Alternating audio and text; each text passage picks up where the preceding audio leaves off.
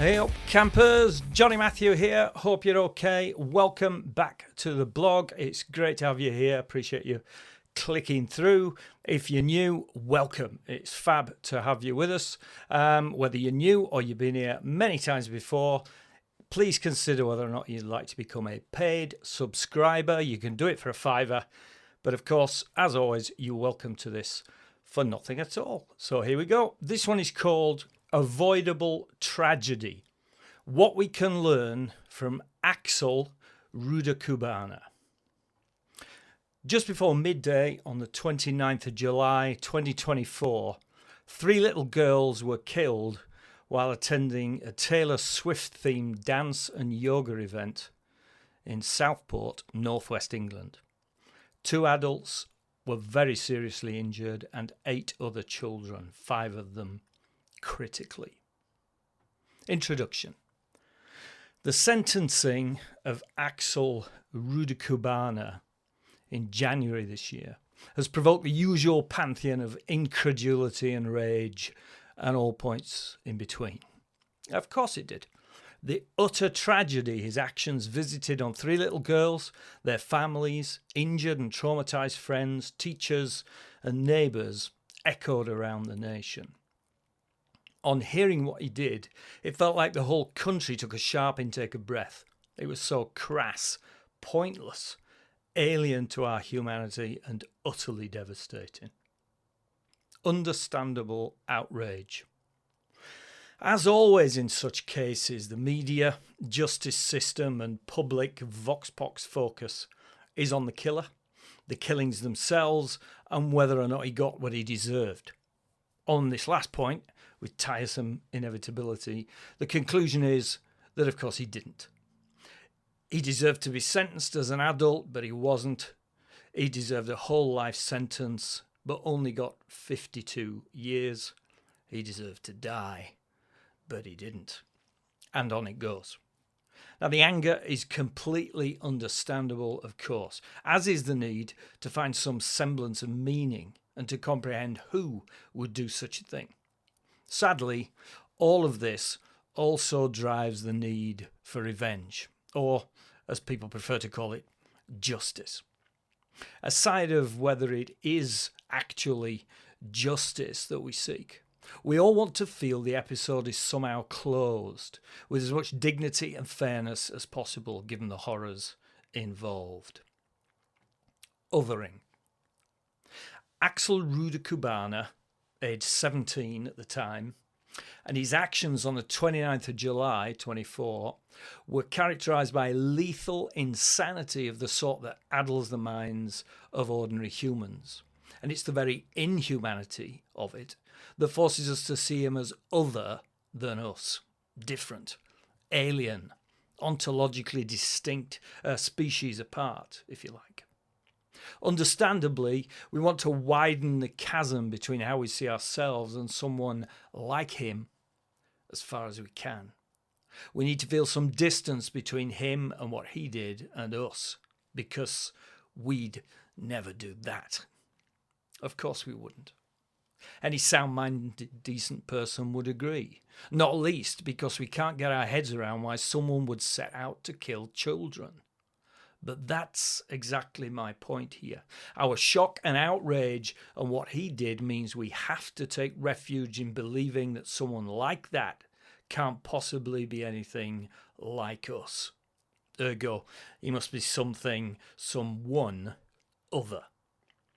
But I think it's not good enough to dismiss what he did, to dismiss him with sneering and contemptuous assertions that he's mad, to monstify him, if you like, or even to simplistically depict him summarily as a knife man on the rampage. The most published image of Rudakubana, taken after his arrest by Merseyside police, is one that seems to visually confirm his otherness and, perhaps incidentally, helps us to justify the derision. Anyone looking like that clearly isn't anything like me. We need to do this distancing. We need the space between us and him. The dissonance between what he did and how we see ourselves as people is too great, too unbearable. So we widen the gap by othering. For all its tragic sadness, this is a natural and necessary psychological heuristic to keep us from being tarnished by anything we and he might share. The elephant in the room. But obviously, there's a lot more to it than all that. Once the media hype and tabloid sensationalism has died down and the press wagon has moved on to the next thing, something will have to be done. Even a cursory reading of the press coverage highlights enough markers of concern for us to ask wider questions about why it happened and what might be needed to improve systemic responses to similar situations in future. But also on an individual level, we need to know what might have helped this boy, such that the events of last summer could have been averted. The presence of so many markers of concern should energise us to question not only the subjective chaos of a very troubled mind, but why we couldn't prevent their escalation into an unmitigated tragedy. For example, here are some of the things we know from just a cursory reading of the facts around the case. He had anger issues, agoraphobia, selective mutism, obsession with homicidal dictators like Hitler and Genghis Khan.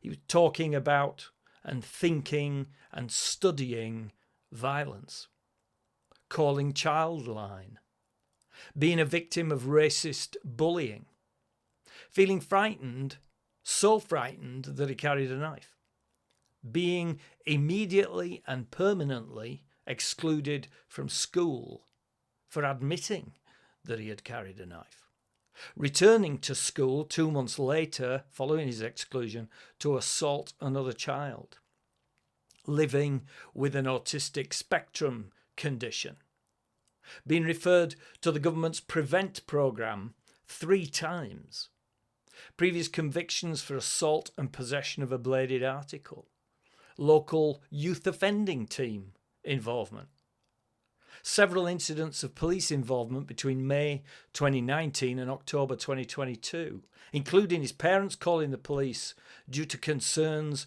about his behaviour. They stopped him getting in a taxi after he'd said he had a knife and he was going back to school, and including a near miss when he tried to return to school with a knife, saying he was going to hurt somebody, assaulting his father and damaging the family car when his parents took his computer away following concerns about what he was reading, numerous police calls to the multi-agency safeguarding hub, MASH, and on it goes. Clearly this is not a child, and he was a child, that just upped and did something terrible out of the blue. There was a long, clear and checkered history that led up to it all. Let's take a quick breather.